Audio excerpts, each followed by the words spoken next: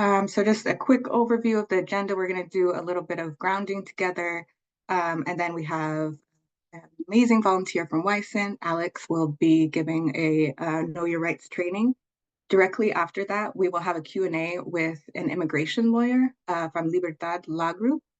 And then we'll have a community spotlight from Bethel School District sharing about how they're navigating the current ruling, and have a time for some communal wisdom and resource share at the end.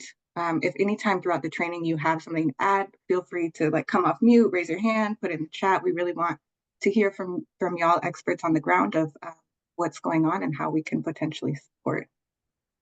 Just a reminder to please not say any clients' specific names in the training. I know that that's probably a given, but just wanted to put that out because this is recorded training. And just to ground us of why we're here today. So because our current administration overturned the sensitive locations policy. So previously, the policy limited ICE officers from conducting arrests, interviews, or searches in schools and other sensitive locations. As of January 2025, as I'm sure all of y'all know, that has been overturned. And so we're going to learn about how we can support students and families of knowing their rights, and how some current state laws can kind of act as a buffer between this. And we would love to hear, before we get into the training, of what are the impacts from the latest ICE rulings that you are witnessing in your schools and communities. So my coworker Liam just dropped a link in the chat to a Mentimeter. If you've never used that before, you just click on it and you can type anonymously in there. And if you're having trouble with the Menti, feel free to just put it in the chat. That is totally welcome as well.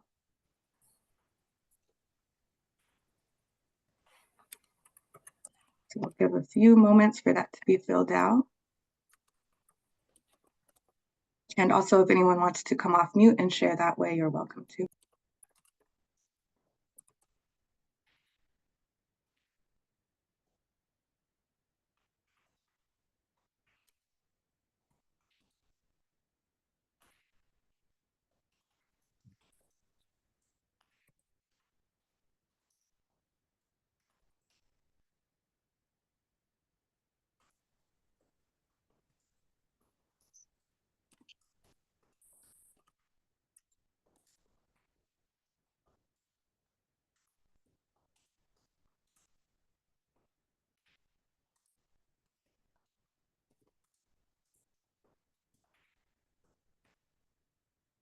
So the question again was, what impacts from the latest ICE rulings are you witnessing in your schools and communities?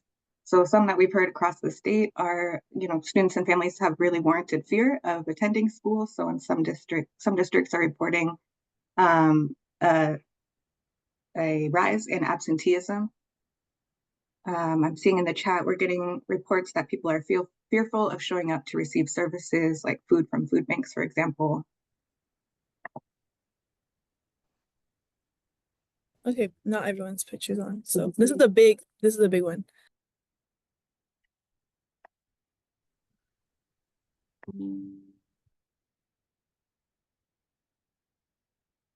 Sorry, just trying to pull up the results of this real quick.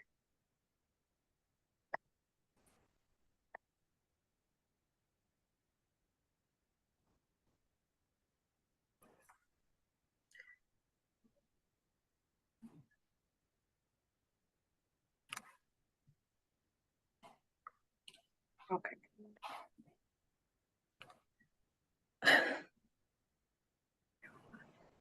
Okay, so on the Menti here, we have clients canceling in-person appointments, and we are unable to keep up with the virtual appointment requests. Youth are afraid to leave their homes, even for basic needs such as grocery shopping. Families are experiencing terror. Folks have stopped attending school. They do not feel safe in school, and it's impacting students' ability to equitably access education. Yes, definitely. I did want to just shout out, we'll share this resource at the end as well, but WAISN has a great program. Alex likely can talk with more expertise about this, that is like a free way for folks to get an accompaniment to legal and other appointments. So we'll share some information about that as well. And I'm seeing that some folks are having trouble with Menti, so again, feel free to use the chat as well. Families are scared to sign up for free and reduced lunch, fear of information getting shared. Yeah, that's a definite big one. And we will touch on some of these later on today. And with that, are there any questions before we jump into the training with Alex? All right, take it away. Thanks so much for being here, Alex. Thank you so much for having me, and thank you everyone for joining. I was saying earlier when it was just a couple of us on the call that I was really, really encouraged that so many people were interested in this training, because there's a ton of people out there that would likely be on our side, but they just don't know that they can do anything. So I think just having a little bit of knowledge can really make a difference. I'm going to go ahead and share my screen here. Can you guys see that? Yes, okay. The Washington Immigrant Solidarity Network, or WAISN, is a statewide network. We're about 400 different organizations at the moment, and it's small little community groups. Like the group I represent is a little community group called Seattle Indivisible, and there are also really large organizations like ACLU of Washington is also part of the network. And what that does is it really helps us kind of share resources. So for an easy example, like those little Know Your Rights cards that you've probably seen at places. I also run a rapid response team for King County and have since 2018 with WAISN. It's another training that they offer. And when we go to a location, we like to hand out some of those cards. And we were running out of the WAISN ones. So in a pinch, you know, WAISN, most of their leadership is in Eastern Washington. There are some people in Seattle, but they didn't have any Know Your Rights cards in Seattle. And I was able to hit up the ACLU and just pick up some cards for a little bit.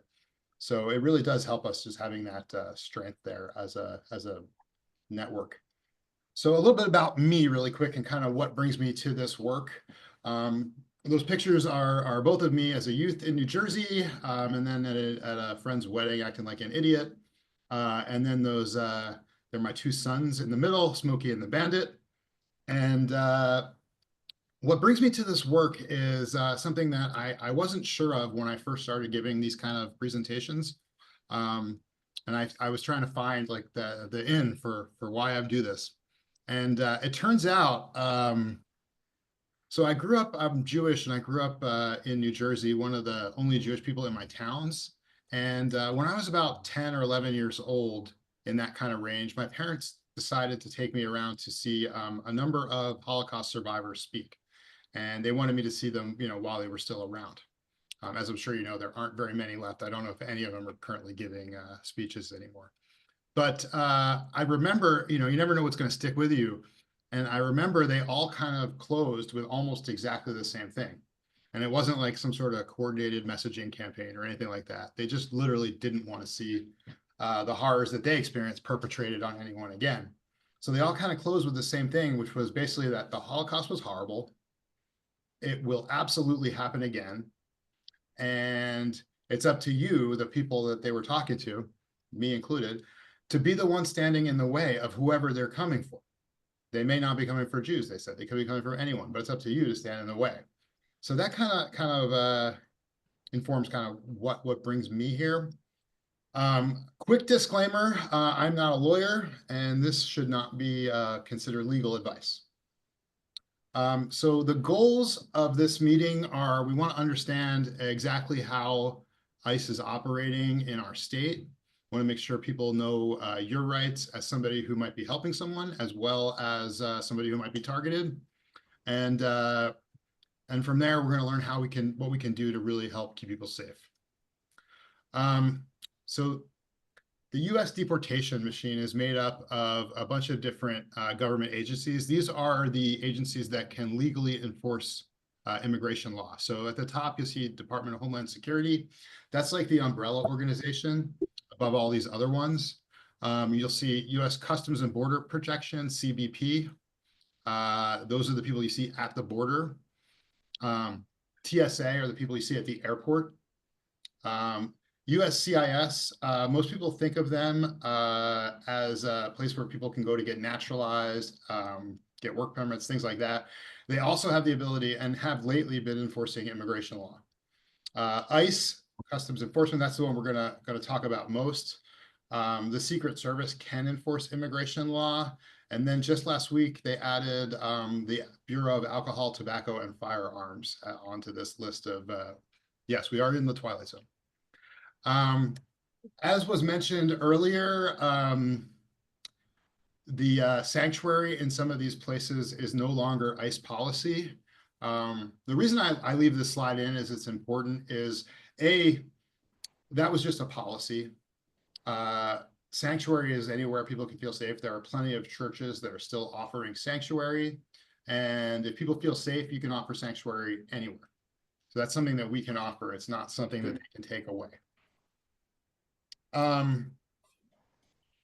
Notice on here the signs that say "We are human." There is a very specific technique that is being used to dehumanize people right now. And it is basically, instead of talking about people in the sense that they're people, it talks about people and then it lists a bunch of crimes. And then this is something that was done way back in, like, Hitler did it to the Jews. It's been done in America for some time. What are you doing? It's a very widely known and widely used dehumanization tactic. And the reason I wanted to mention this is so that we can push back against it. The idea is that you're going to start to think of people as criminals instead of people. So I really want you guys to push back against that narrative. I get the question a lot, how can you tell who ICE is? They do not, for the record, have specific uniforms they have to wear. They do not have specific cars that they have to drive. I've seen them wearing police on their uniform. I've seen them wearing DHS, Department of Homeland Security vests. I have personally never seen them wearing anything that said ICE on it, although I've seen the pictures, so I know those uniforms exist. I've seen them in plain clothes as well. What I've noticed is that when you ask an ICE agent if they are ICE, they may not tell you. But if you ask any other law enforcement body if they are ICE, they will usually tell you they're not. And that might sound a little bit roundabout, but honestly, ICE has a terrible reputation, even among law enforcement, as kind of being the goon squad. So there's not a definitive way to tell if they're ICE other than talking to people and trying to figure it out. But I've had success just asking. I want to talk a little bit about the jurisdiction, and I'll ask anybody on the call, feel free to just answer, just unmute yourself and answer. Does anyone know the jurisdiction of Customs and Border Patrol or ICE without reading? Okay. Customs and Border Patrol has a 100-mile jurisdiction to the border. There we go. Somebody got it in the chat. Thank you. And I'm gonna go back and forth between these slides for a second because I wanted to see this map. So that's what I would personally think of as the 100-mile border, be right around the border. But I also know that I'm based in Seattle, and I know they hang out in Lake Union. And I was asking people, trying to figure out why are they in Lake Union? It doesn't make any sense. On it? I want to make sure. And Lake Union is considered a border because there are international flights to Canada in Lake Union. So almost our whole state could be considered within 100 miles of something with an international flight.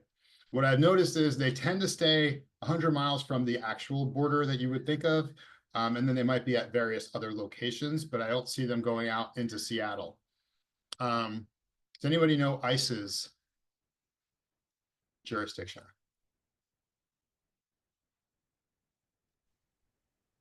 Okay, ICE doesn't really have one, and we're going to get into more of that later, but they have tactics that they use to try to increase their jurisdiction. Basically, their jurisdiction is a lot of what you give them.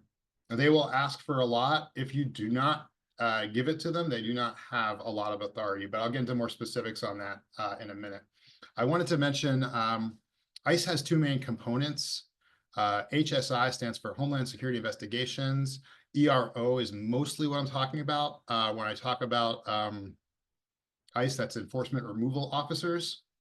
Up until last week, HSI really didn't work much on immigration. They worked primarily on human trafficking and drug trafficking. And that all ended about a week ago. They have 6,000 HSI agents. They all got transferred to immigration. I don't believe anyone is actually enforcing the human trafficking at the moment, but that's the priorities of the current administration, right?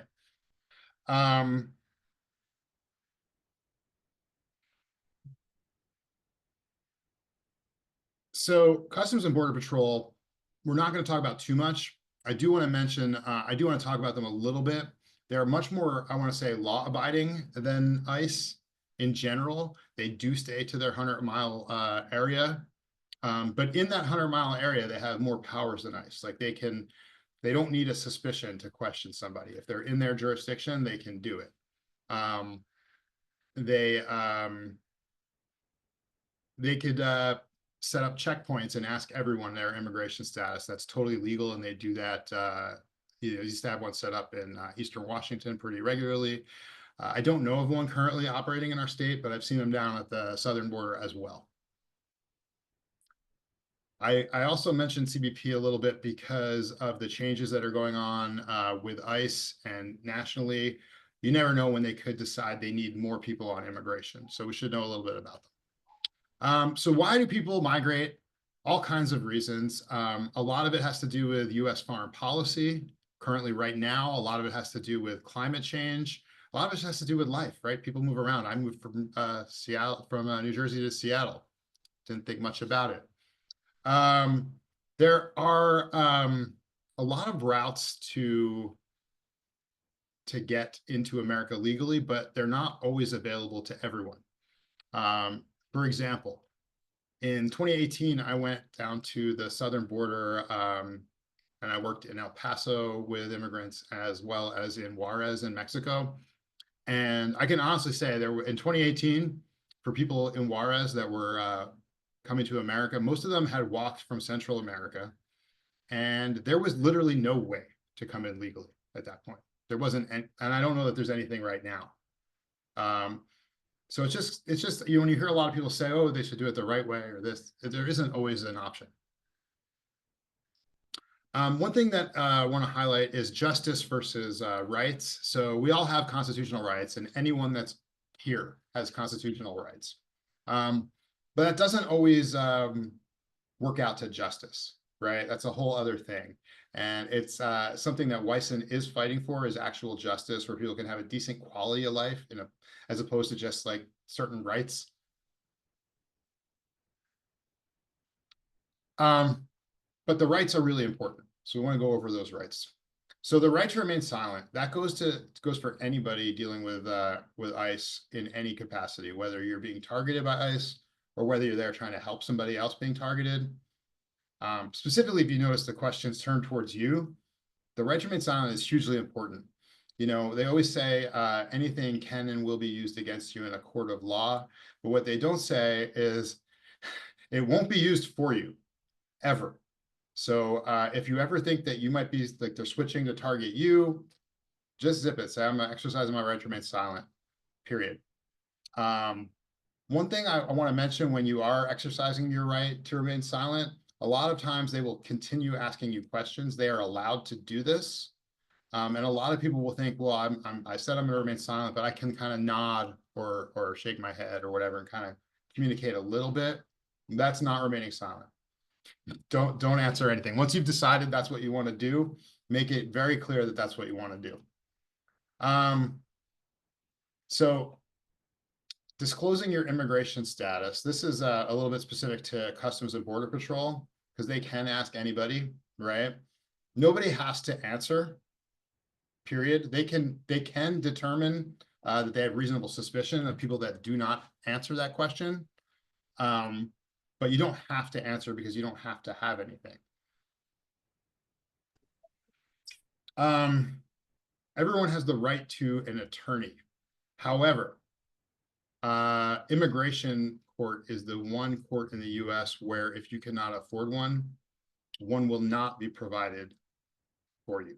So if you've ever seen or heard those stories about like the 7-year-olds defending themselves in court, that's where this is coming from.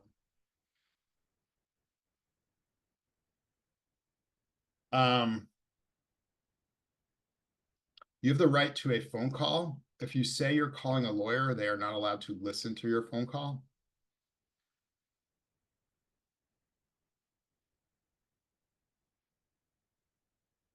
You have the right to refuse to sign any document. They will try to get people to sign documents incriminating themselves, either something that says they're guilty or something that can get them transferred from a regular deportation to what's called expedited removal.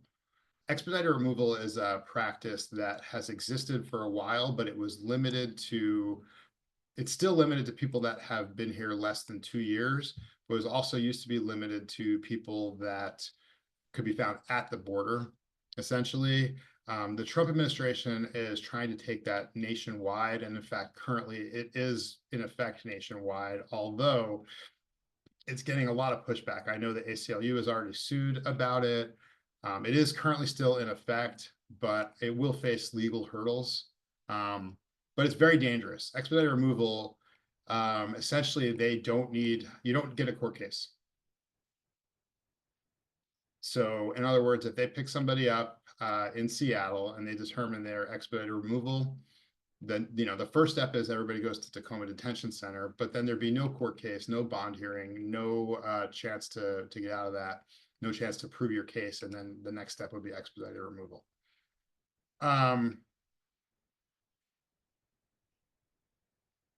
This is what I refer to as a fake warrant, and this and the real warrant are going to be the most important things I show you today. So I can't prove this, but from my experience, this is mostly what they have. Is this they call it an administrative warrant. It's just something they can print up at their office that gives them actually no legal authority to do anything they could not do without it. But what they do is they get this, they say it's a warrant, they get aggressive, and they use that aggressiveness to kind of intimidate people into letting them search their car, letting them search their home, letting them into places they shouldn't be allowed to go in.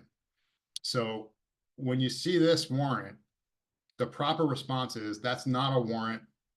You have no jurisdiction here, go away.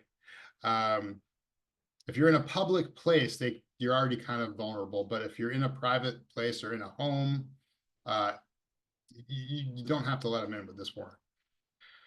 This is a judicial warrant. This one is legitimate.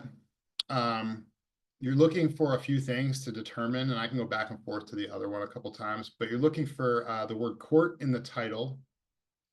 The ones I've seen have all looked like this. They've all said district court. You want to look and check the name that the person they're looking for, and the address has to be 100% correct.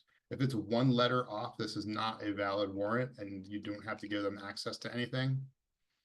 And obviously, a warrant has to be signed by a judge. The reason they usually have this other one is because they don't usually have all the information they need to get a judicial warrant. It's a process. They have to literally go stand in front of a judge. Now it's an easy process and most judges will sign off on it, but they have to know, like, this is where the person's going to be, this is when, and this is why. And they just generally don't have that information.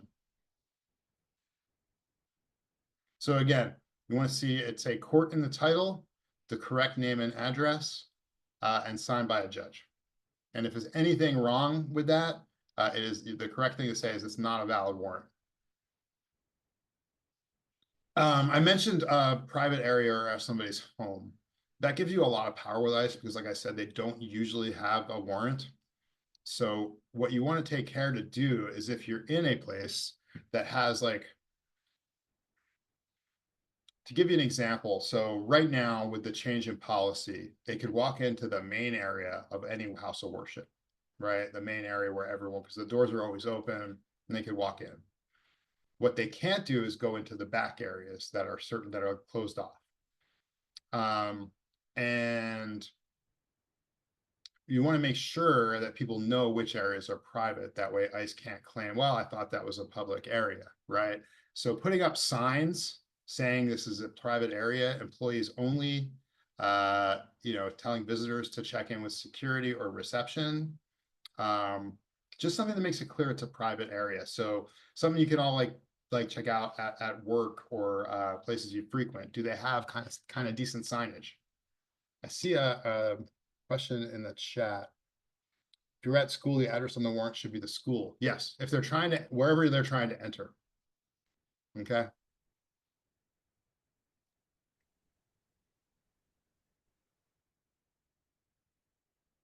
You also have the right to record and document ICE. In Washington State, if you're legally allowed to be in a place, you can record everything you see. And it is one of the best techniques against ICE is recording them for a few reasons. One, they are kind of lawless, and they try to take advantage of what people don't know. For example, reasonable suspicion is the standard they need to meet to detain somebody, and it cannot be race, but it's always race. So if you can record something that proves that, you might really be able to help that person.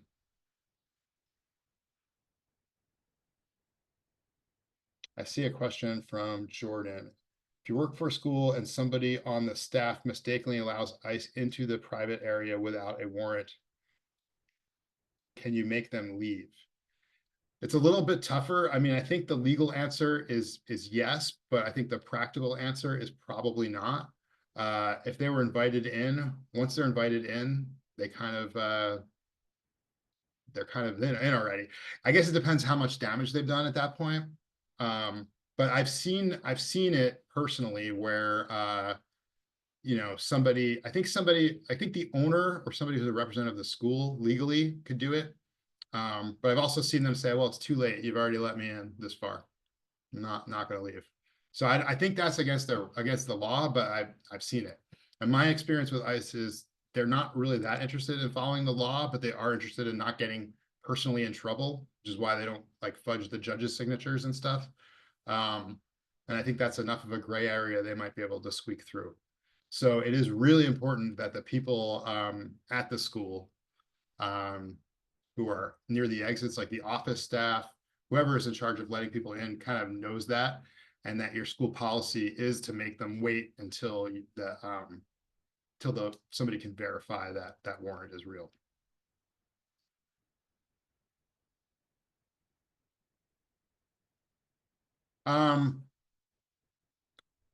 Something just kind of something. So if ICE comes to a location, you shouldn't run away, or you should let people know they shouldn't run away. It could override a warrant. In other words, if somebody runs, that's pretty suspicious, and they could chase that person. And when asked by a judge, why did you go into that area where you're not allowed? Well, somebody was running there, and it kind of can override a warrant. In addition to that, I don't think I mentioned this, but even opening the door for ICE they can interpret that, and our courts have interpreted that as an invitation in. So be very careful.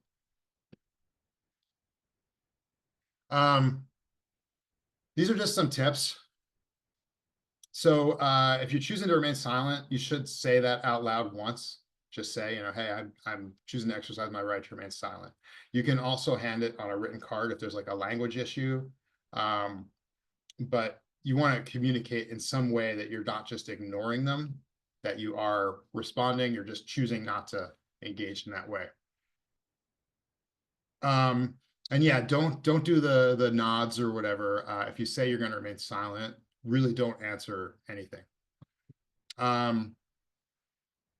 Advising someone of their rights in real time is super helpful, especially even if they know their rights, but in that moment when ICE is there, do they remember every little thing?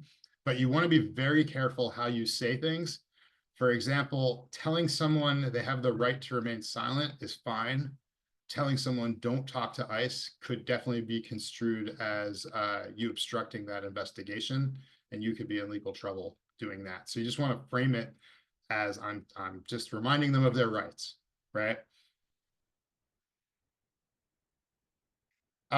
Christine, I see your question about students running into a school. I don't know is honestly the answer to that one. That would be a much tougher one. Kids run everywhere. That said, you know, this is in this curriculum for a reason that people running that has worked in the past. I don't know if it would work at a school. We'll know a little bit more. Honestly, they haven't gone into a school yet. We'll know a little bit more when they do. I have my own ideas for how I think it would go, but I don't know.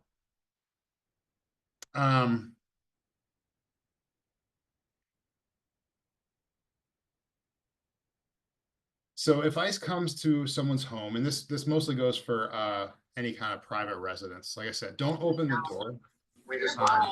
It can and has been interpreted as an invitation. And then I've seen it where people have tried to say, okay, now get out, and it hasn't worked. So I think that invitation is big. So communicate with ICE. We do recommend people communicate with them. It's our experience, they don't just like give up and leave, especially if they really think someone's in there. They will either wait a really long time, leave and come back is also pretty common. So we do recommend there's just somebody communicating with them. But we do also recommend if nobody happens to speak English, tell them that. They can't try to expect everyone to, they're not legally allowed to expect everyone to speak English. You want to communicate with them through a window that's closed or through the door that's closed. You want to tell them, you want to ask them for a warrant signed by a judge and ask them to hold it up to a window, to slide it under the door, anything where you're not opening the door for them. Just know you're going to ask for badges and whatnot. They don't have to show ID. I know it sounds ridiculous, but they don't. So they might refuse, they might not refuse. And you can't mess up too bad, honestly, on this one, because if they have a warrant signed by a judge, they are going to come in one way or another, right? So you want to be on the more on the side of keeping them out.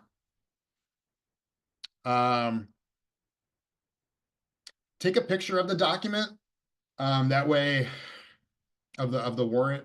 That way, particularly if somebody's in like a super stressed state, hopefully they have someone they can send it to. Either an immigration lawyer would be ideal. Unfortunately, there's a major shortage of immigration attorneys. I don't expect that to change. But there are community groups or whatnot that they might be able to share that picture with and get somebody to confirm really quick.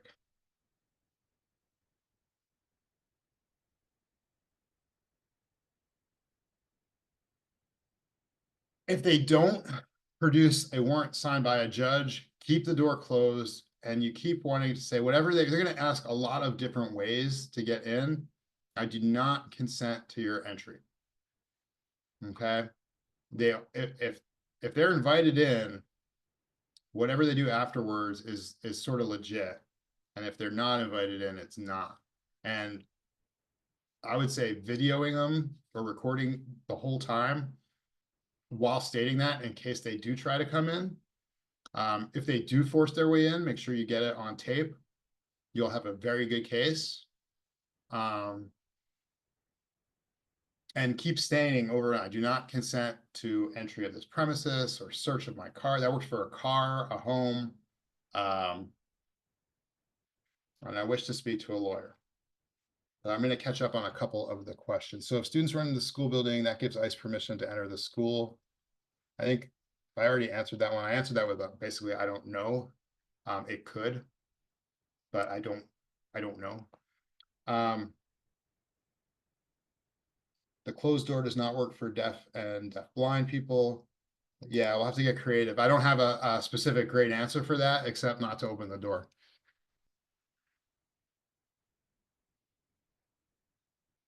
So if ICE stops you in transit, it can be they were boarding buses quite a bit in Eastern Washington a couple years ago. They also pull people over in their cars, although they're not allowed to, but they do. if you're driving a car and ICE pulls you over and they do not have a judicial warrant, they have no right, you know, say you have a bunch of undocumented friends and they're in the car, stick to your guns, tell them they don't have any jurisdiction and you do not consent to search your car. Eventually they will leave. It will take a while. They'll probably try to intimidate you for a while. Eventually they'll leave. On the buses and trains, it's a little bit different, especially if they're within that 100-mile zone, because then it'd be Customs and Border Patrol, and they do have the right to ask you about immigration status. Everyone has the right to remain silent at all times with any of these people, okay? If you're stopped at the border, so they can do these immigration checkpoints I mentioned. I've actually been stopped at one in Arizona. And they don't need any, like I said, reasonable suspicion. They can just ask everybody. But they do need reasonable suspicion, and it can't be race, again, to detain anybody. Okay. So we're lucky in Washington State. I should have put this slide ahead of this. Let's see if I can. No. It's after this, but we'll come back to it. So by police, nobody has to answer any immigration questions, actually any questions. It's the same right to remain silent. General rule, you will get, if you're arrested by regular police, you will get assigned an attorney, even if you cannot afford one. We recommend talking to your attorney and nobody else, by the way, just the attorney, honestly about your immigration status and how this arrest might affect you, and go with their advice.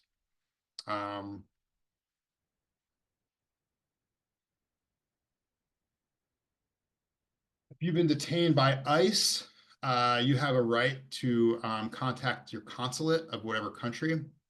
You can even just have the arresting officer inform the consulate of your detention. Again, don't sign any document that you don't understand. I mean, it kind of goes without saying, but they can be very intimidating. And they make people think that if they just do this one thing, it'll be okay. It'll always be used against that person, never for that person. As I said, the government's not going to provide an attorney for immigration. But luckily in Washington State, we have this amazing organization called Northwest Immigrant Rights Project, or NIRP. And they visit every single person that gets taken to Tacoma Detention Center. So if you know somebody that gets detained, they will end up in Tacoma. They will get visited by NIRP. It doesn't mean they will take the case. They have to kind of triage it, and they do their best to take what they can. It's a lot better than a lot of other states where nobody's going to visit anybody. They'll visit everybody, but like I said, they can't take every case. If you do or somebody you know gets detained, you can request immediate release. I'm not saying it's going to work, but you might as well request it. You can request release under parole, or you can ask for a bond hearing. There is a bond fund that is supported by WAISN called the Fair Fight Bond Fund. I'll be honest, it's usually pretty tapped out, but it's a good place to donate, and it's also good if you know somebody that gets detained to at least check and see if they have any resources available. I touched on the expedited removal earlier. Some people are told that they don't have a right to see anybody. There's no going to be a hearing, a judge, nothing, and they're told to see expedited removal. Everyone does have a right to challenge the deportation order, though, unless you waive your right to a hearing, in which case you would be technically voluntarily going. So you don't want to do that unless that's what you want. Luckily, also in Washington State, I meant to put this slide before the arrested by police one. But in Washington State, this is WAISN has a state level advocacy arm, and one of the big bills that they worked on in 2019 was the Keep Washington Working Act. And what it does is, very simply put, is no state agency, whether it be police, Department of Licensing, name them, they can't coordinate or collaborate with ICE, or they can't collaborate in any way with immigration enforcement. So that means if you get arrested by police, they're not going to hand you over to ICE, or if they are, they're breaking the law. Now, compliance with this is a little bit, it's better than it was in 2019.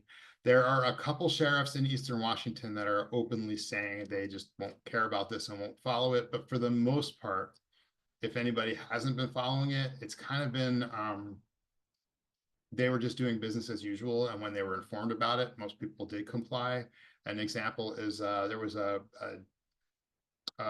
local jail in Central Washington that had a deal with ICE where if they found anybody that got picked up, they would, and they were about to be released, but they had an immigration violation, they would hold them and then hand them over to ICE. And, you know, we thought that was going to be a big battle with them. But we just eventually had a meeting with them and told them, and they were like, oh, had no idea. And they just, it was just business as usual for them. They just didn't know the law. So sometimes you just have to communicate. All right, I'm going to catch up on a few questions here. Who do people report if the police already stop people and ask for documents? This happened in Pierce County. So the Attorney General's office is who you call the cops for the cops. I don't know that it would work, but I'm not sure I understand the question. Police are stopping people and asking for immigration documents. Is that accurate? Yes. Yeah, I think I knew about this person in Pierce County too. It's the sheriff, right?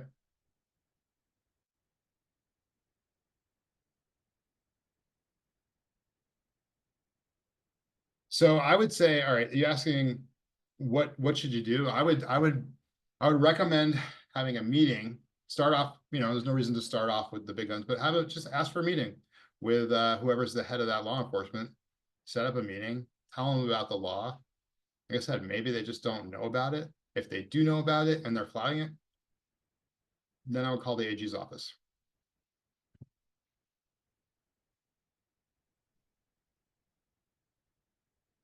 So going into more detail, it does prevents them from working in any way collaborating with ICE. There isn't, however, an awesome enforcement mechanism, I'm sorry to say, although we're seeing mostly compliance.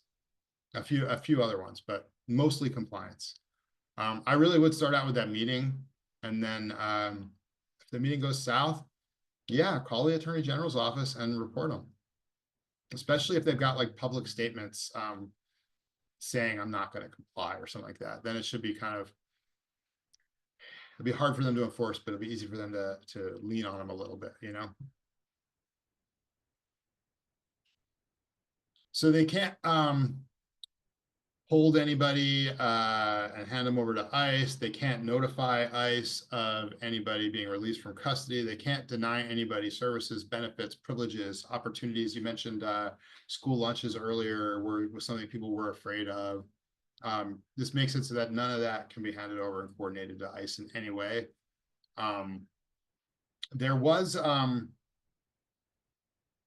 the head of the Department of Licensing got fired about 3-4 years ago under Inslee. Basically found out that ICE was regularly meeting with somebody, not the director, but they were ones that had to take responsibility.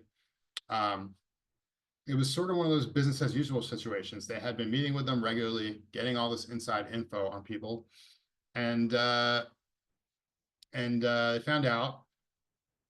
They kind of stopped immediately and tried to make it up to community, but nobody felt like it would have been good enough. They said somebody has to get fired over this, and Inslee eventually did fire the head of the Department of Licensing. This was like 3 or 4 years ago.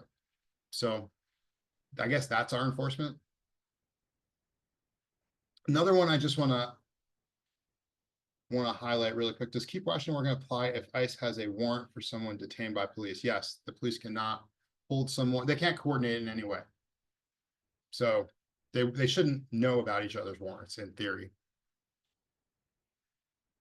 Other bill I want to highlight really quick, the Courts Open to All Act. So we noticed that ICE was hanging out in our court system quite a bit.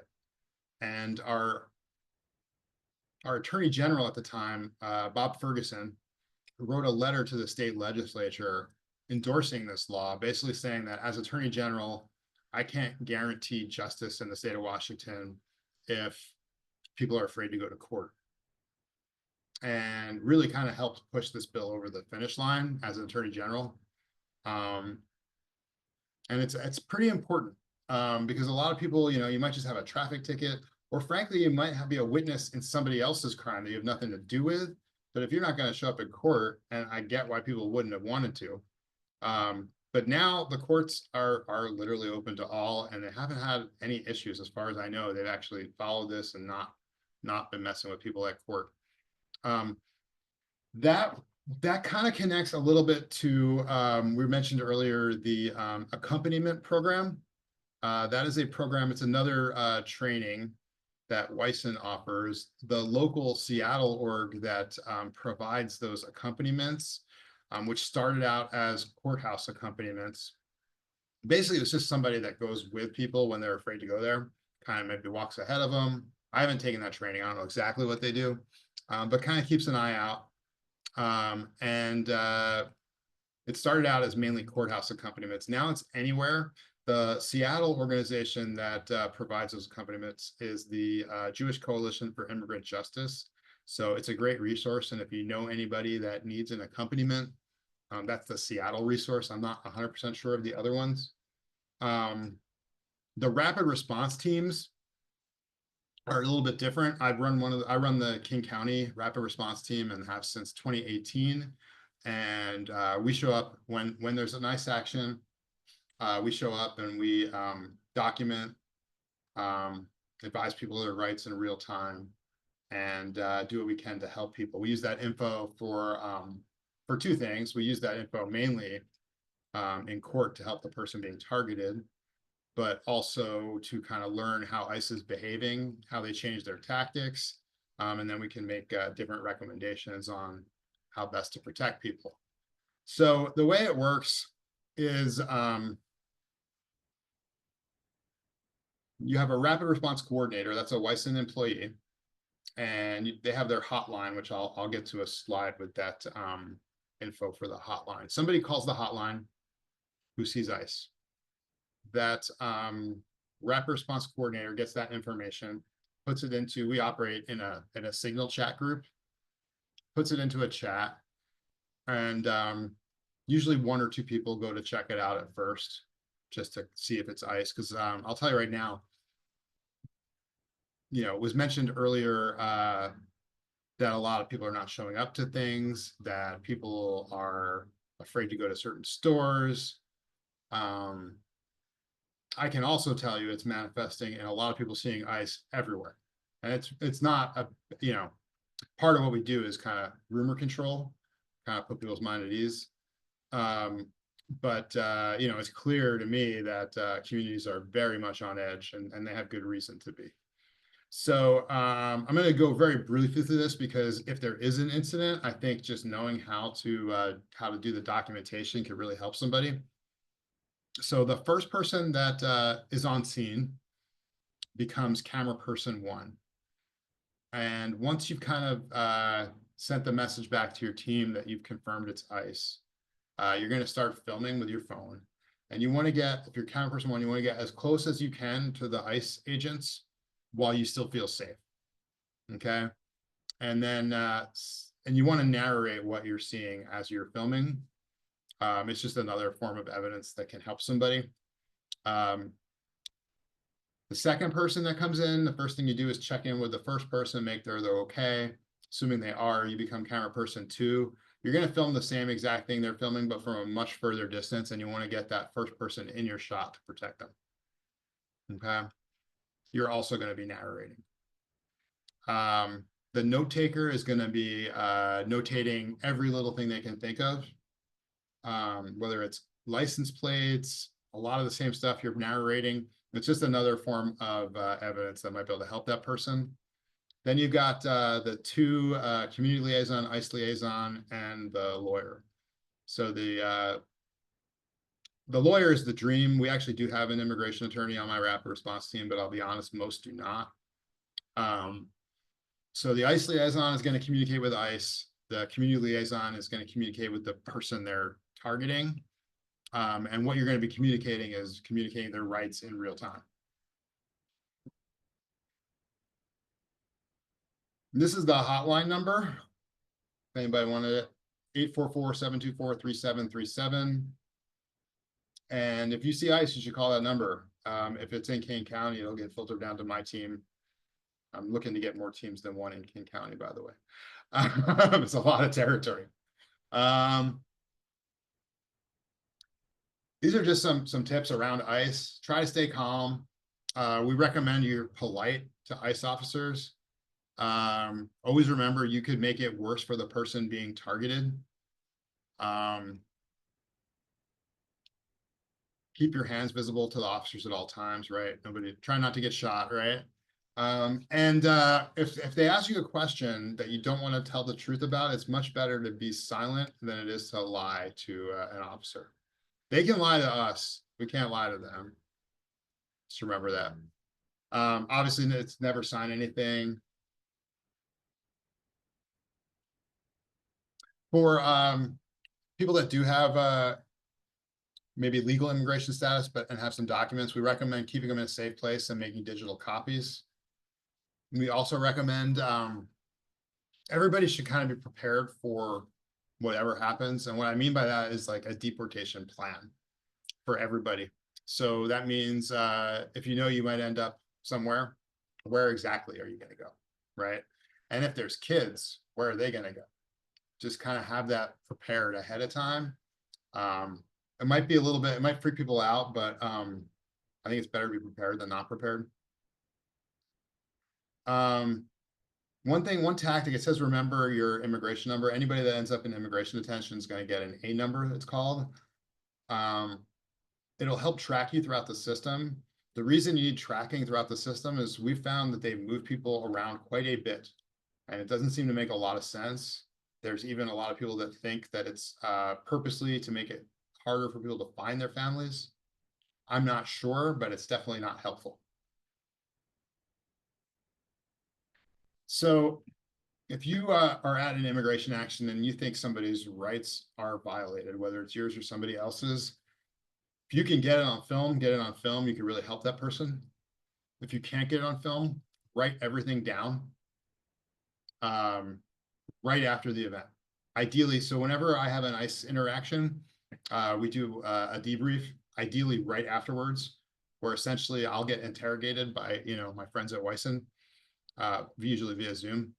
And we try to do it right afterwards because you never know what piece of information that I might have in my foggy brain that I might not have tomorrow. So we recommend you can do it right afterwards. If not right afterwards, definitely do it within 24 hours.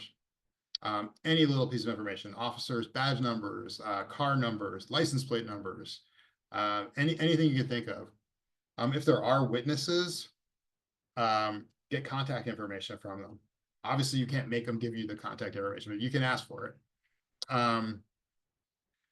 Obviously, if you're injured, seek medical attention, but take pictures of your injury. We're trying to document this, right? And you can file a written complaint against ICE. I'd never heard of anything coming of those except it's on file, right? And then you can refer to it in a lawsuit.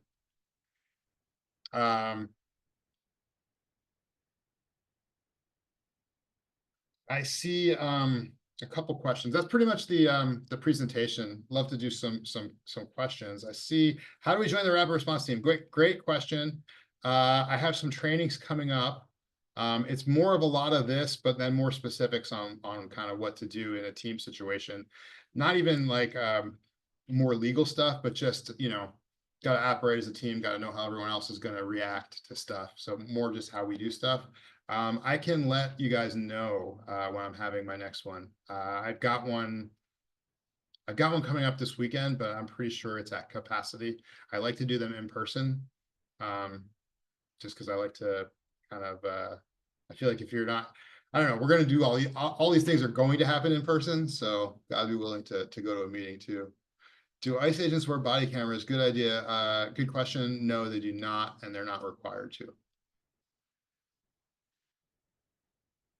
Any other questions? You can unmute yourself, say hi if you want. I don't know quite how to stop sharing my screen, so sorry about that. Lost that control.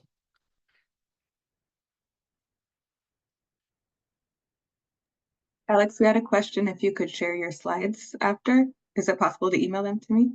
Yeah, I can totally do Okay, that. great. Thank you. Absolutely.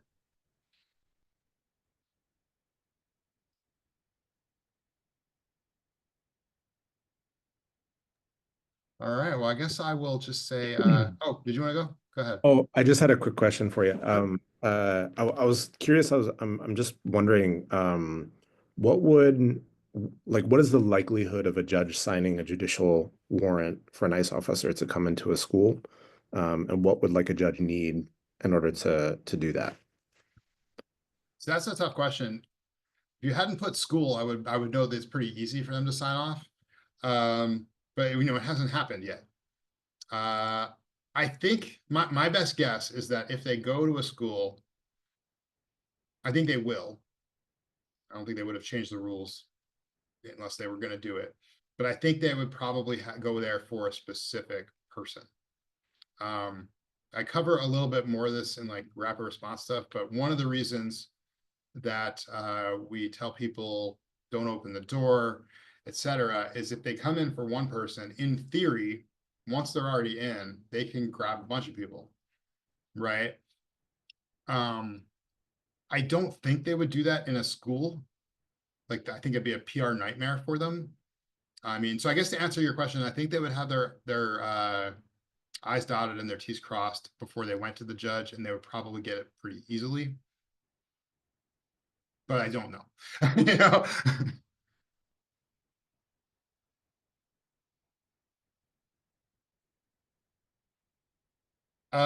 Christine asked, are there any big differences between how ICE operates in schools versus going to people's homes that we should be aware of? I mean, honestly, how they operate in schools is a guess. I'll just be clear about that. They haven't done it yet. So we'll know more once they do. There are two, I'll tell you, there's two schools of thought. One is that they're going to go into a few schools in a really heavy-handed way, just to kind of scare the hell out of people, because their goal is also self-deportation. The other school of thought is that they might go in for targeted one person at a time and wouldn't go in heavy-handed, would just get whoever they came for, get out, and try to not make the news. I don't know which one is correct, right?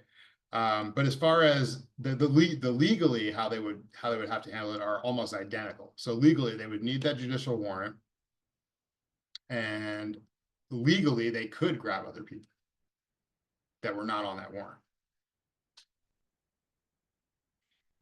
So the criteria, the question Diane asked, what is the criteria for ICE to get a warrant to a home? So they're getting a search warrant from a judge. So they would just need to know, like, that person's probably going to be there, and have to convince that judge that.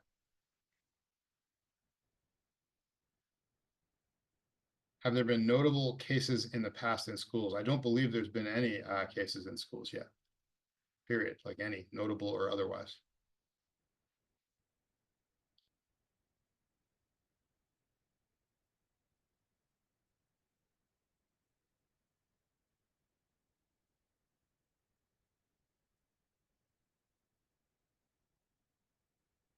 Anybody else? Going once? Going twice? Camping outside of schools.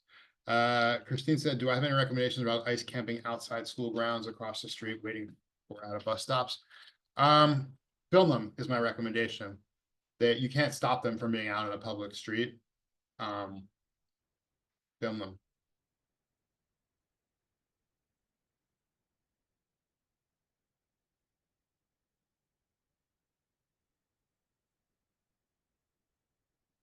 So Matthew asked, if a classroom is marked off as private, can they technically deny entry into a classroom unless specified in the warrant? My understanding is no. You're going to have an attorney coming on later. I would definitely ask that question again. But my understanding is no, that the school itself primarily is private because of the locked door policy, which is because of all the shootings, which makes the whole building private. I don't think once they enter one private, there's another barrier, they'd have to get another warrant. I don't think so.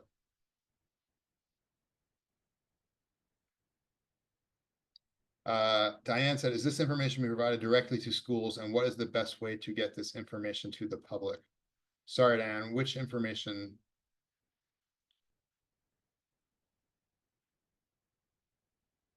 This information is in like a Know Your Rights. So Chris Reichdahl has put out guidance for schools, which is actually pretty good. I know each school district is kind of also putting their own policies and guidance on them, and some are a lot better than others. You know, I think this is also very important because you guys can advocate for better policies at your schools. So for example, I gave a presentation at a school in Bellevue, and their school policy was going to be, as opposed to keeping the ICE agent outside while the warrant was verified, they were going to invite the ICE agents into the school and then verify the warrant, which kind of defeats the purpose. You've already invited them in. It's like vampire rules. Once you invite them in, all bets are off. So there is some information being provided to schools, but also I'm hoping you guys will advocate for policies that protect your students. What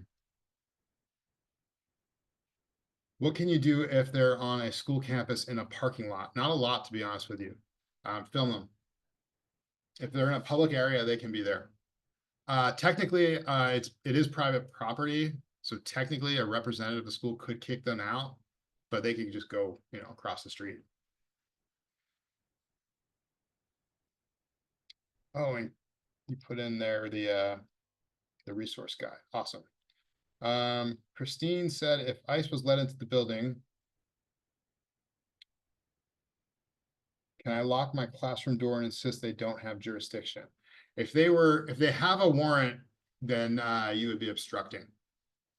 If they don't have a warrant and they got invited in, it's kind of as if they do. But I would ask the attorney when she gets here. I don't think you can lock the classroom door and insist they don't. I mean, I'm not saying you shouldn't. I'm just saying I don't know if you would get in trouble or not.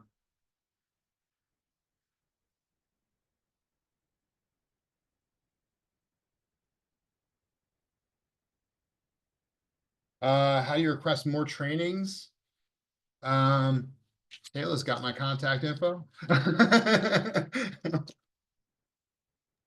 Yeah, I will also say that there's some great trainings coming up by partner orgs like Northwest Immigrants Rights Project. WAISN is hosting a virtual training on March 5th that I'll drop the link to.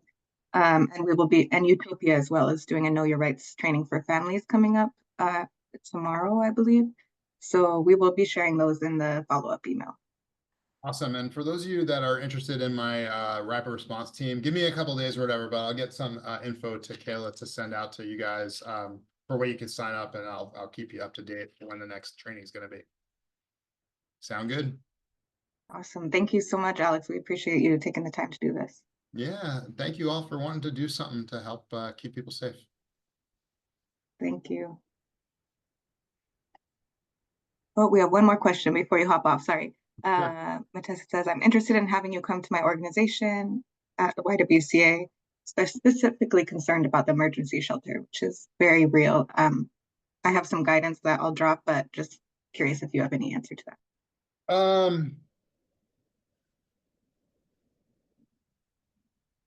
I am available to provide a training. I need to know more about how it operates to give any like site specific stuff right now. But yeah, I'll stay in touch. Like I said, I'll get my my contact info to and I'll get you guys like a Google form or something to sign up for. But yeah, I'd love to do a training. Trying to do as many of these as I can. Get people ready, you know. Thank you. And I got a question in the chat of all the resources that I'm dropping in the chat will be shared out in the follow-up email. So no need to try and click on all of them. But thank you so much, Alex. We appreciate you. Thank you. Thank you for wanting to do it. And I believe that Maribel, the immigration lawyer, is here on the call. So if y'all have other questions, please feel free to keep them rolling. And thank you so much for being here, Ms. Martinez. My pleasure. Thank you for inviting me.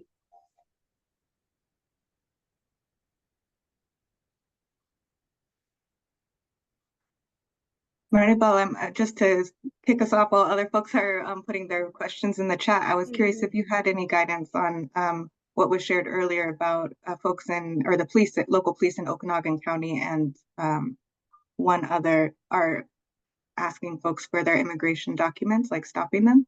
Is there anything that community members can do, you know, to report this, since it's not in line with the Keep Washington Working Act? I think that in addition to report it to the the Attorney General of the state of Washington, your representatives, right? Your representatives also remember that every county has a council. So we need to be advocating at all levels of government, whether it's city, council, state, and federal. So we're not limited just to one particular agency or level of government. We need to be advocating all throughout.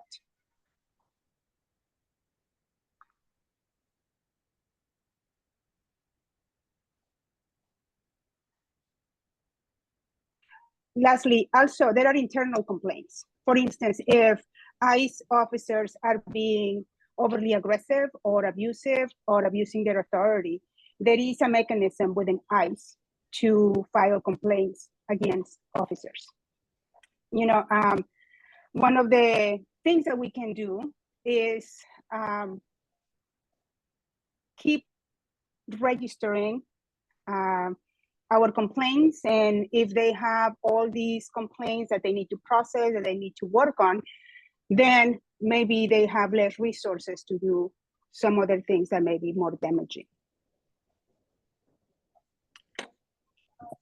Thank you for that. There's one question in the chat for you. If ICE gets into a school without a warrant, can educators lock the classroom door and insist they can't enter without a warrant? Well, they don't have a specific a judicial warrant for a specific person or for a specific reason. So if someone was invited willingly, that invitation can be revoked. It can be taken back. It can be said, right, thank you. I would like for you to leave. I don't see you have a judicial warrant. Can you please leave and come back when you have a warrant? We revoke the invitation. I do not practice criminal law.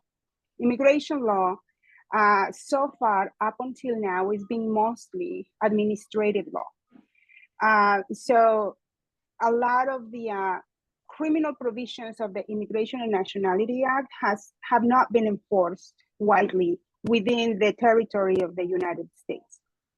We saw them being enforced during the separation of parents and children during the first administration of this president that we have right now.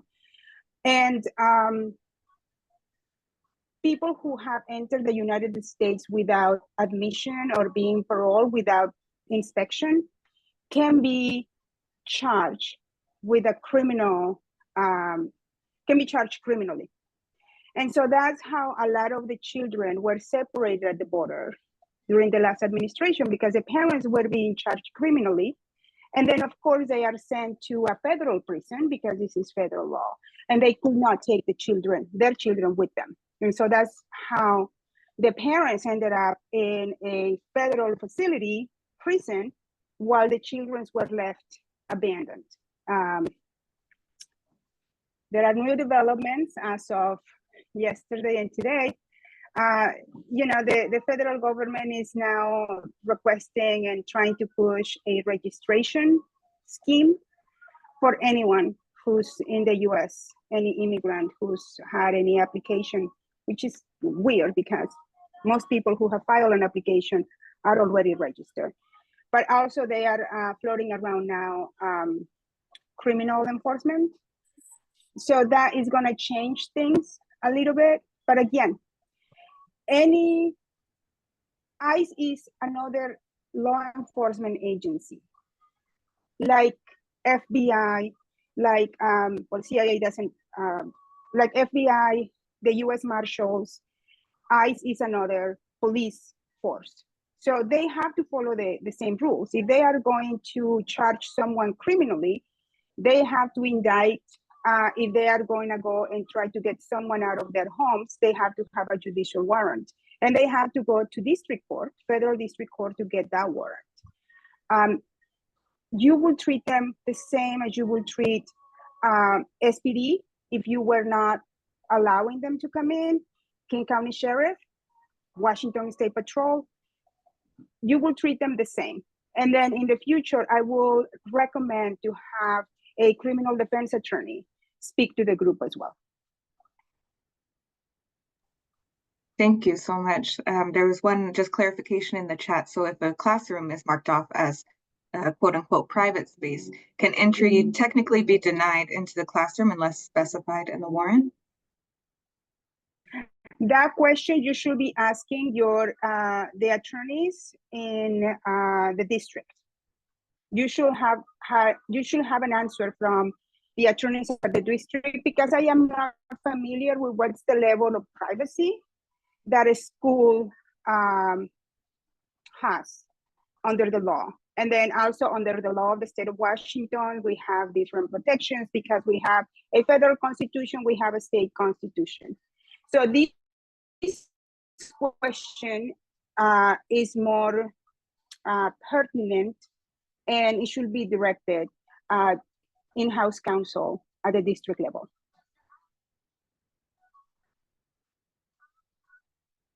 Thank you. I wanted to lift up some questions from earlier about that many families are fearful of going to food banks, for example, or being on free and reduced lunch lists.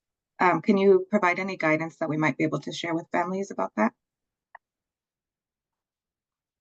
Well, I think that question was answered. I love that. I mean, I joined in earlier. I mean, these are benefits that are designed and that are mostly paid for by state money. If I'm correct on this, I'm not sure. I'm not privy of how these funds come to be available. But those benefits are not for the parents, are for the children. And the children typically are US citizens. So what you may want to remind the parents, if the children were born in the US, is that those benefits are for their children, and they have the right to those benefits by virtue of being US citizens, just like everyone else.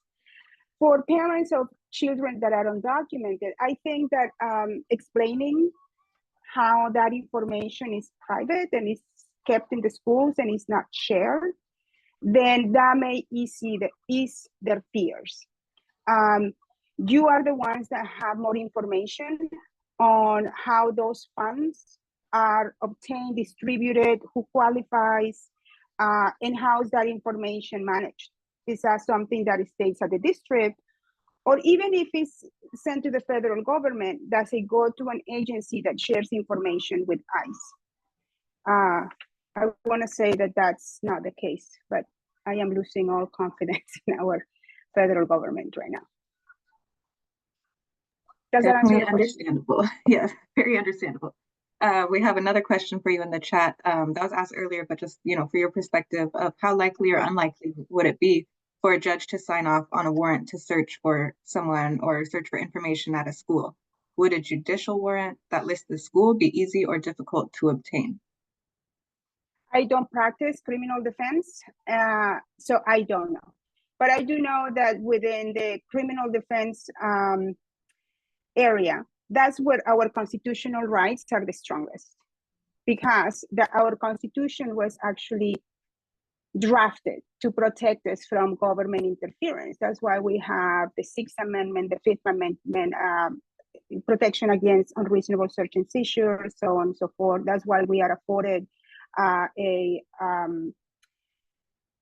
criminal defense attorney at the expense of the government. So what I can tell you is that our constitutional rights, again, I want to repeat myself, are the strongest in the criminal proceedings. Whatever standard is required at the federal district level to get a warrant against a person, that's what ICE officers will have to show. Not ICE officers, but the Office of Chief Counsel with ICE. That's what they will have to show enough evidence to prove that the warrant is warranted and the judge should sign it. What standard that is, I don't know, because again, I don't do criminal defense.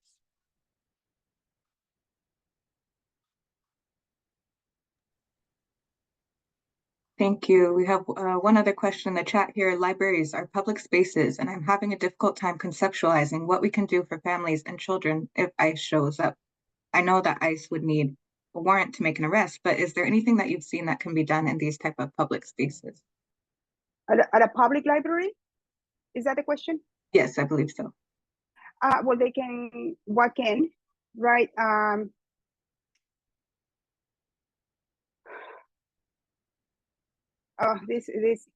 level of technology, like, there are a lot of people that don't understand that when immigrants are processed either at the border or when they walk in, especially in later years, right? I would say after 2011, 2012, the technology just kept evolving. And ICE has been using that technology, Department of Homeland Security. Now we have face recognition. When people are processed at the border, everybody's fingerprinted, everybody's photographed. They were even collecting DNA from everybody that was coming in. Anyone who's been apprehended, whether they were released or they were deported, all that information is with the Department of Homeland Security. So now with technology, really, all they have to do is point a camera at somebody, and with the biometric information they have, they can detect, identify, and arrest the person, because they already know when that person came, how they came, and the whole process. Everything is electronic. Everything is in a database system. What does that mean for where am I going to answer this question? Well, if they are going into a public space to arrest somebody, they are likely already identified the individual, and they already probably were looking for that particular individual. Now, they should still have that administrative warrant for that person. And everybody else that is with that person, if they don't have an administrative warrant, should remain silent and not answer any question. It's a public place. They don't have to answer questions if they don't want to. At that point, what it was advised earlier, start recording, start documenting, keep a safe distance, remind the people that are being questioned that they have the right to remain silent, and try to identify the officers. But I bet more and more they are going to be covering their faces. But just document. There is not much else that we can be done. I think that's all I can say about those situations. It's a public place. All the other recommendations as to what to do if there is some sort of arrest or detention at a public place, you should follow the same steps.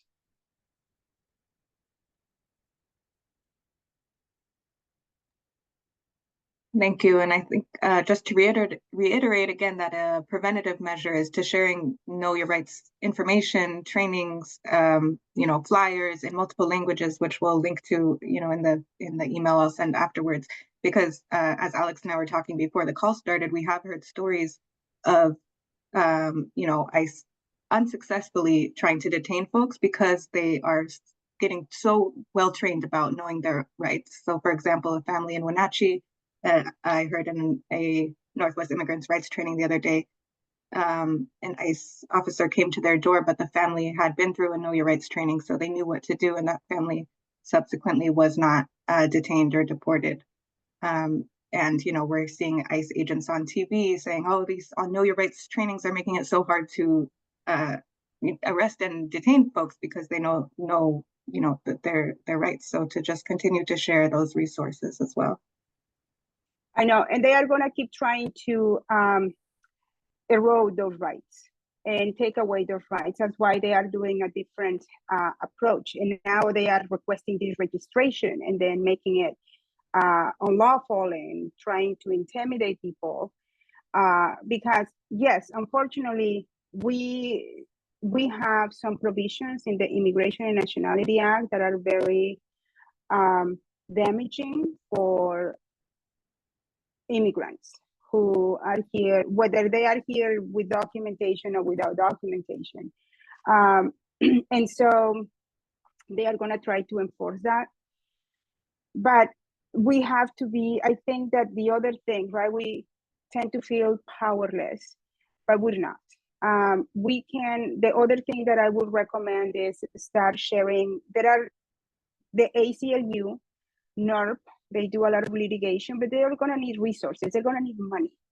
So other things that it can be done is contribute to organization, especially those who provide legal representation and are able to file lawsuits to stop this type of infringements.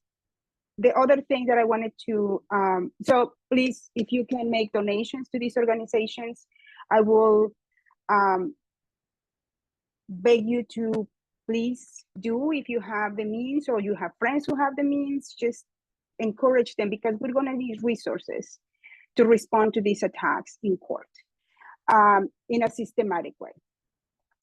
The other thing that I wanted to mention is, before we end, about these expedited removal orders.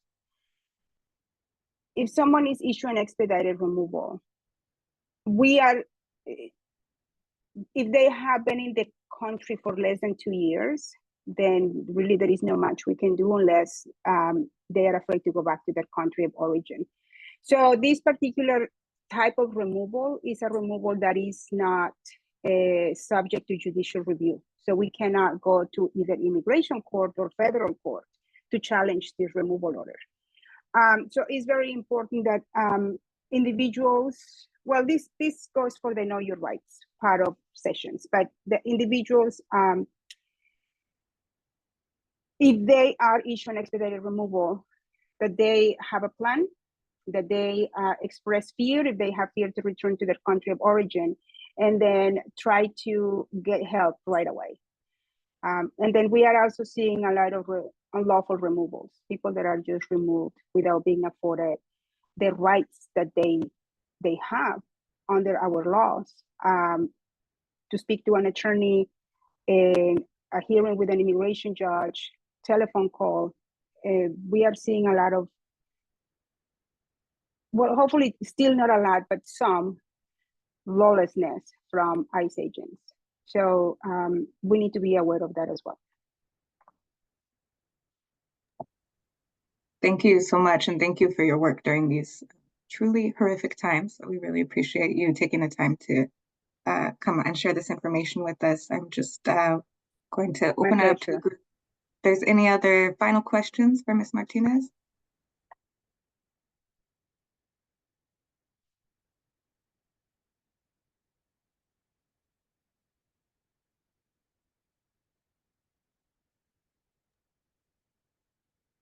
Okay, well, thank you so much for being here. We really appreciate your time again. You're very welcome. Thank you for inviting me, and I hope to continue working together to counter all of these ugliness. Yes, thank you so much. Right. Take care. Have a good day. You too. All right, so we are moving right along here. We are going to thank you again, both to Alex and Ms. Martinez, for joining us and sharing your expertise. I forgot to mention this earlier, but we got a few questions when we put out this training of why are you guys doing this? Our district's already telling us what to do. we're not here to tell you what to do at all. And if your district already gave you guidance, that's great. And I know we have many, nonprofit staff on the call as well. Really, the intent was just to share information so that you can then share that with students and families. And we have heard that some districts are attempting to prohibit educators and school staff from sharing Know Your Rights information with students, which is against the Keep Washington Working Act. So we have invited Sascha Fischel-Freeman to come share. He is an equity specialist at Bethel School District, just to share about what's happening on the ground there and how they're responding to these times. Welcome, Sascha. Hi, Kayla. Thanks so much. Good to be here with you all. And, thanks again, Alex and Ms. Martinez for the presentation. Great to present with you and hear that information. So yeah, my name is Sascha and I'm an equity specialist with the Bethel School District. I just want to start by saying I'm actually not here like representing the school district or kind of in my official capacity as an equity specialist. It's going to be difficult for me to kind of talk about internal conversations that are happening in the district, but I would like to talk about what a lot of our immigrant families are experiencing right now, and some ideas that I have for how schools can respond. And I also am kind of hesitant to position myself as an expert because I think, like a lot of you, I have a lot of questions, and I'm also really interested in learning what other folks are doing. And so, I have some ideas, but also really interested to hear what other folks are doing and other people's ideas as well. But I mean, I think if I could summarize kind of what our families are experiencing right now, I would say that they're experiencing terror, right? And I don't use that word lightly. I personally work with students who have stopped attending school for weeks. I think Kayla, you mentioned we were seeing that kind of across the state, and I'm definitely seeing that in my district. For weeks at a time due to kind of concerns about the safety of kids at school. Families who have been in the United States for many years, who have kind of looked at the direction of the political situation and said, we're not sticking around for this. And after being in the United States for decades, right, kind of uprooting and returning to the parents' countries of origin. Which was very difficult because oftentimes kids in those families are from the United States, and I also know families who are afraid to leave their houses, right, and afraid to go to the grocery store, and that kind of thing. And I've seen pretty intense mental health consequences on the part of students as a result, right? I've seen students who are kind of constantly experiencing really intense anxiety and stress. So I think it's important to recognize that as one of the impacts. And I also see this affecting students' grades and their sense of safety and feelings of being welcome at school too, right? I personally know students whose grades have drastically gone downhill because they were out of school for quite a while and did not feel safe coming to school, right?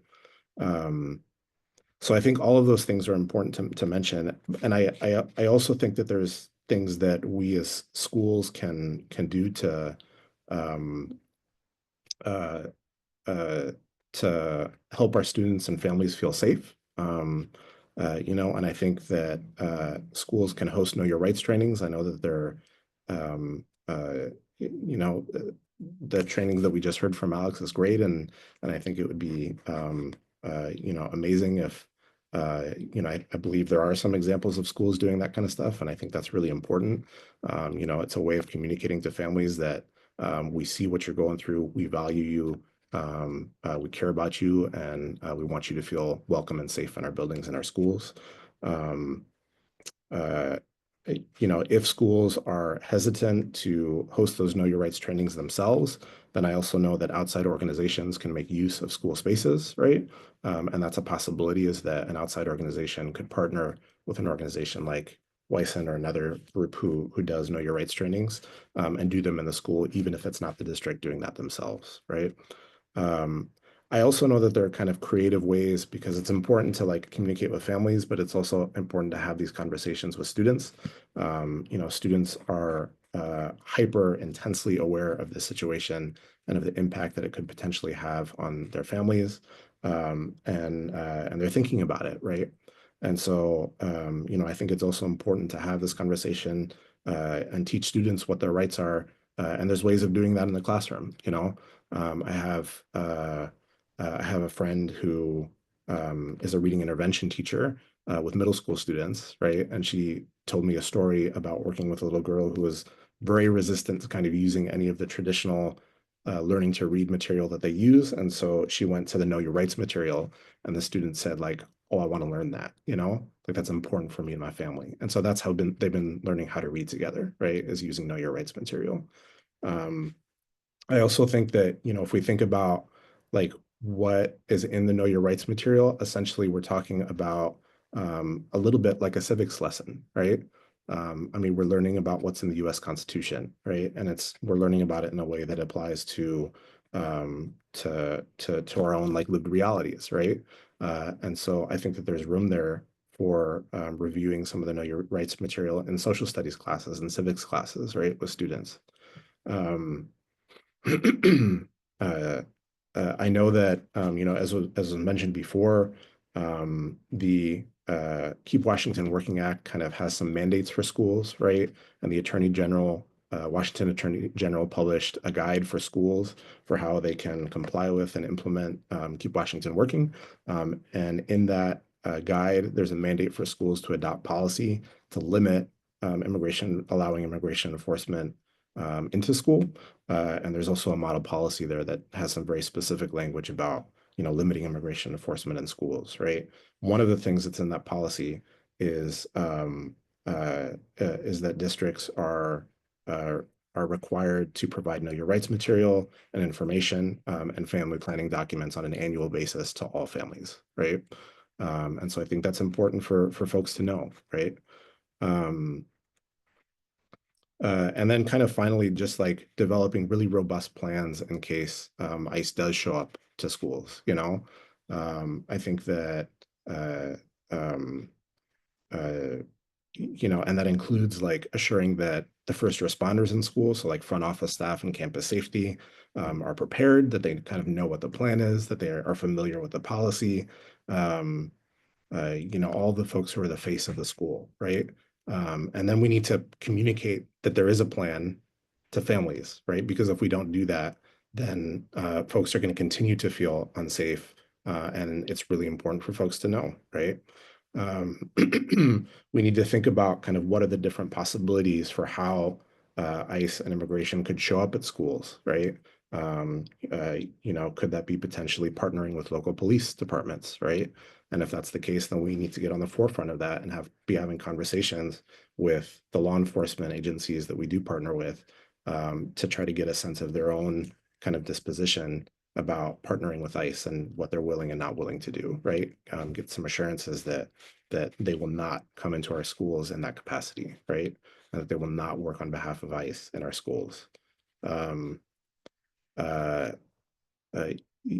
then we need to have infrastructure for communicating with parents in case ICE, and in the eventuality that ICE does come to school, right, and either tries to come in or parks up outside. There needs to be a way of communicating that to parents in a way that like doesn't cause terror but does transmit the information, and that's a like really critical part of keeping people safe, right? So those are all things that I'm thinking about.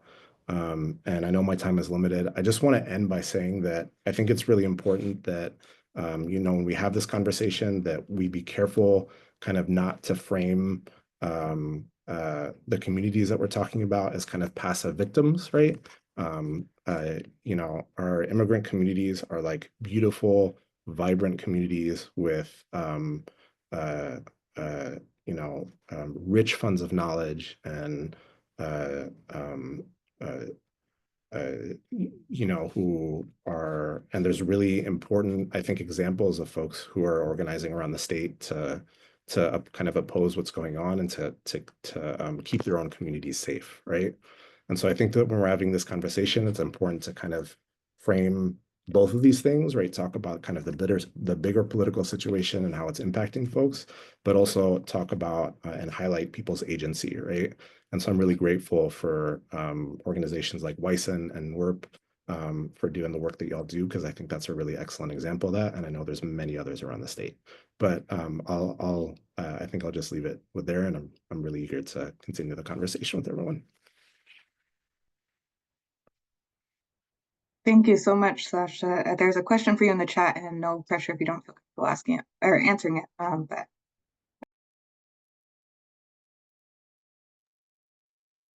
that's new information to me. That I've not heard that.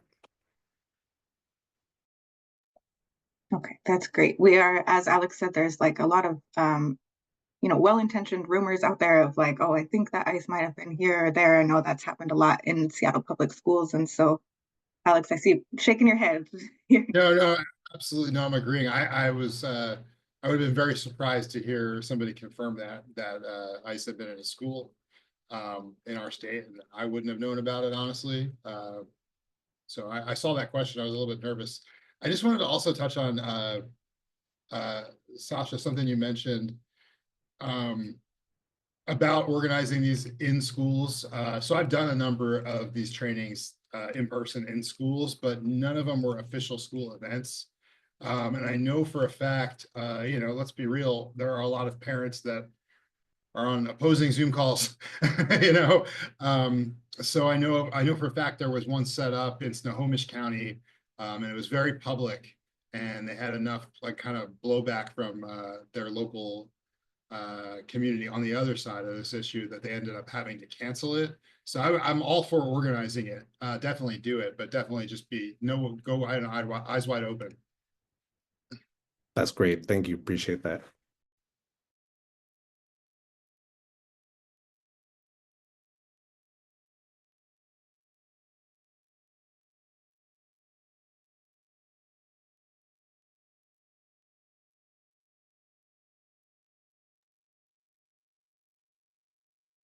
Are there any other questions for Sascha?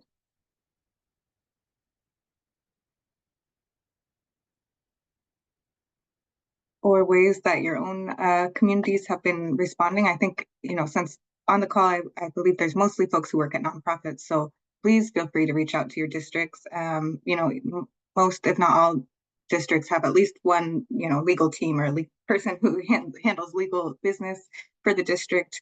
Reach out to your McKinney-Vento offices or your school social workers. And, you know, it is really their responsibility to be educating students and families, as we heard Sascha share under the Keep Washington Working Act, that is state law. So we are protected in that way. We have a question here: how best to suggest that districts implement trainings and requirements for Keep Washington Working? Great question, Jordan. Was that a question for me? I don't know if I'm the best person to answer that, to be honest. Alex, I heard you mention a second ago that you've done some of these at schools, and I'm just wondering if you could share a little bit about how that worked.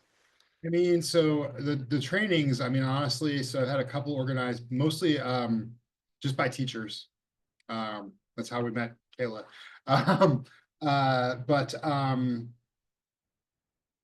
As far as implementing Keep Washington Working and the requirements, I mean, it's state law. So if they're not implementing it, it's your job to let people know, because honestly, they probably don't know. It's probably not that they're maliciously trying to do it against it. Maybe they are. I mean, but I think a lot of people just don't know the law. And like I said, there's not great enforcement mechanisms in that law.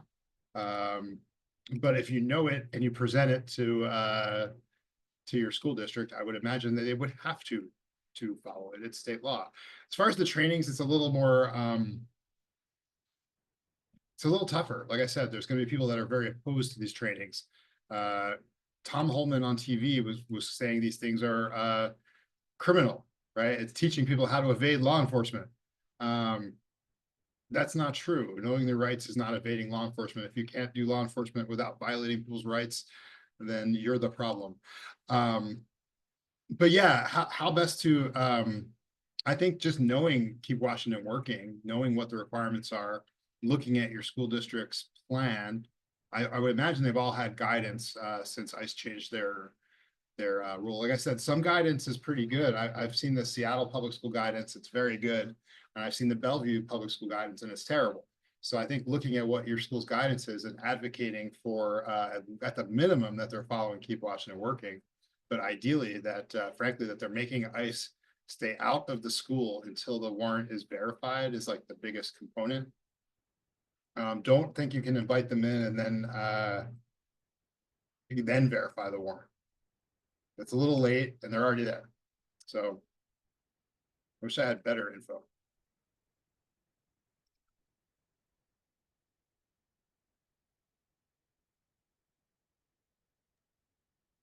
I would say also that library resource that someone shared earlier, it seems like great language to use because they didn't call it Know Your Rights. They called it Community Information Session and use language that might not be super obvious to folks that are, opposing these trainings. So I'm just reposting that there. And thank you, Leanna dropped some Know Your Rights trainings coming up. And to Christine's question in the chat, Christine says, we're creating some lessons in the middle school level to share with students that cover Know Your Rights, helping them better understand the context and building empathy for those with experiences different than their own. Curious if anyone else is doing similar things and would like to combine forces. I'm just putting in a plug for the National Newcomer Network, which is what it sounds like, a national network of educators who are working on exactly that and have offered a guide that was created by educators in Massachusetts that myself and others have adapted for Washington. Thank you, Sascha, for your support on that and others. So I'm sharing that in the chat and we'll share it after as well. But that can be a resource that it has like sample district guidelines and things. So that can be a resource to give to district folks along with the specific language of the Keep Washington Working Act. I am not above printing out an RCW and showing it to folks for them to follow the law here. Yes, it was on purpose to deter unwanted attention from Tacoma Library. Thank you, Leanna. Bring that. Are there any other folks on the call that like to share ways that your organizations or districts or communities are kind of navigating this?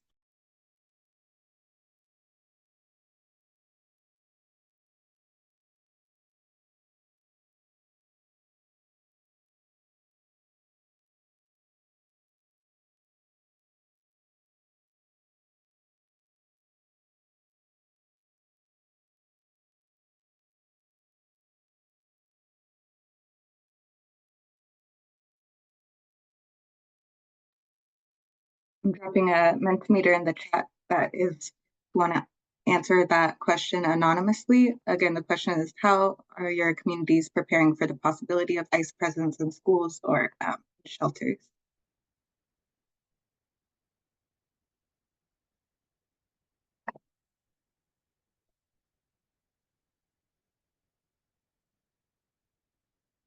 And anyone's welcome to come off mute.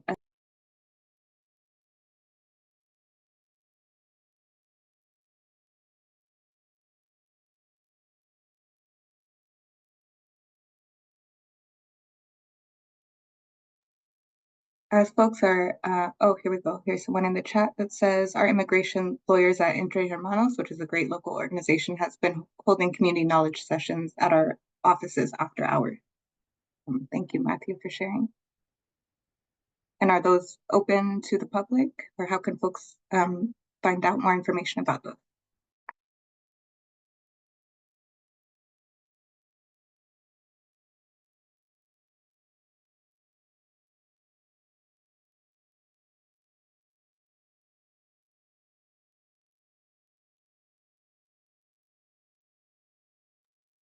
Okay, so you can check out their website, entrehermanos.org, for folks that are looking to reach out to our legal team to know when we'll have our next one. Contact info on the website. Awesome. Thank you, Matthew. Great org, by the way, part of the WAISN network as well. Enter Hermanos. Just giving you a plug, Matthew. Great. Well, I'm going to give folks a few more minutes to fill out the Menti and just had some slides to share if we had time. So just in our last few minutes here. So we've heard, a ton of information today. So just some basic like best practices across the board of communicating with families about the work that schools are doing for emergency procedures and training. She touched on sharing resources with families. Again, I'm going to share a ton of different know your rights materials. There's so much out there in different languages as well. So I'll share those out. Ensuring family and emergency contact information is up to date for school use. And also just like Alex and Ms. Martinez shared that there's family safety plans that are great to fill out for families in the unfortunate case if parents get picked up by ICE, then that is like a safety plan for a student. I believe that has been put into use in a school in Langley where they had some ICE raids at workplaces out there. So it's a great just preventative measure. And also ensuring that families understand that they may opt out of directory information. And this is from Northwest Immigrants Rights Project from the training I went to the other day. And again, they are having some upcoming trainings, so feel free to share those out. Of just sharing with students and families, reiterating what's already been said today, but to stay silent, speak with a lawyer, not let ICE officials enter private spaces without that warrant signed by a judge, make a plan in advance with family or trusted people in their life, avoid contact with ICE without first consulting a lawyer, and avoiding contact with the criminal legal system if possible. And this last one, as I mentioned, Utopia, which is an incredible Biosporus org, is hosting a Know Your Rights training. And they also made these translated red cards available to families in multiple languages that we weren't seeing other spaces. So I'll share this out in the email as well, so you don't have to try and get down all those QR codes, but just wanted to share that as well, the importance of having information in multiple languages. All right, let's see if there's anything in the chat here. Hi, Julie. Nice to meet you online. We have a team that works with schools and early learning partners across King and Pierce County. This is at Puget Sound Educational Service District. We are trying to learn as much as possible, share resources, and promote regional efforts to collaborate. Incredible. So yeah, check out their website. They have a great list of organizations that can support immigrants and refugees as well. And yes, we will share out links and PDFs and all of that, as Liam said. And I will share, we got some answers on the Menti now. Oops. So we have, someone said they're putting together a Know Your Rights event that counselors and Spanish-speaking office staff are calling families individually to invite them and ease their concerns about coming to school. And our domestic violence agency did a mandatory staff training to address our ICE policies. Our policy is to remain silent, protect clients, and deny access. We have had ICE at our office and expect them to return. Thank you for sharing that. And we have a question here. How much is ICE targeting Spanish-speaking communities versus other immigrants? We were unsure how big the need is to host Know Your Rights with translators for other languages. That's a great question. Alex, do you have any insight on that one? It's unclear, how much they're targeting one group over another group. There's definitely a lot of anxiety in a lot of different communities, so I think it's worthwhile to cover as many people as you can.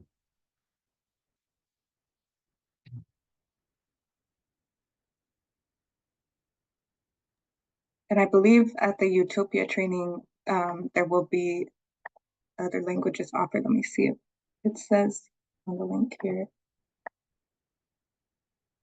at the NORP training, the Northwest Immigrants Rights Project training, which there's another one coming up that I'll share. They had the option for multiple different languages on Zoom.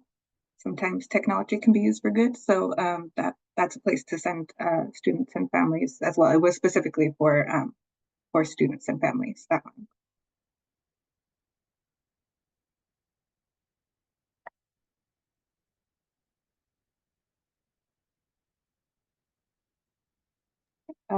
And I see Liam in the chat. I was at a partner org last week for a site visit, and they had a sign on each door labeling the space as a private space. Another tactic there. Just on the note of translation too, also really important to note that a lot of Latino immigrant communities here in Washington State, Spanish is actually not their first language. You know, that's not universally the case, but definitely frequently, and you know, folks are speakers of, you know, oftentimes like people's first languages are indigenous languages, right? So really important to be aware of that.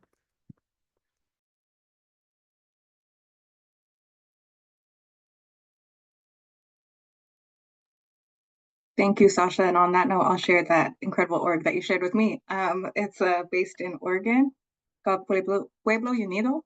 And it looks like they have, well, as Sascha shared, they have like multiple translation resources. And it looks like they also have legal resource navigation.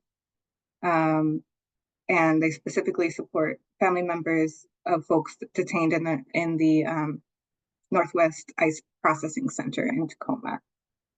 Which I've seen there's been a lot of protests at lately, just throwing it out there. If you're interested in that, there is a lot of that happening.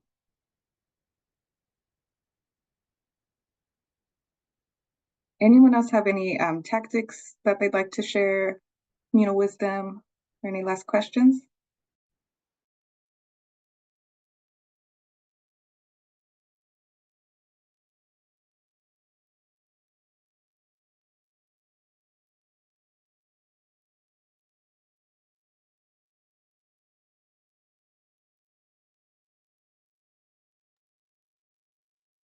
All right, well, I will do a shameless plug. If you would like to join School Housing Network, again, we're a statewide network of educators and advocates who support students experiencing homelessness specifically.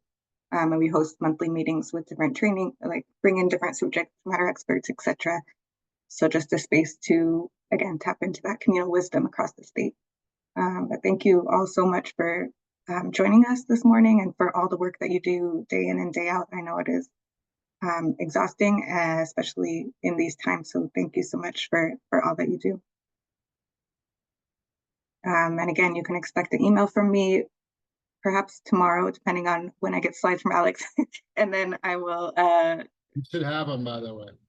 Okay. Oh, perfect. Okay. And then, yeah, I'll send that out. So you'll have my email as well, but I'll put it in the chat. You are welcome to reach out at any time. If I don't have the answer, I will try and find someone that does.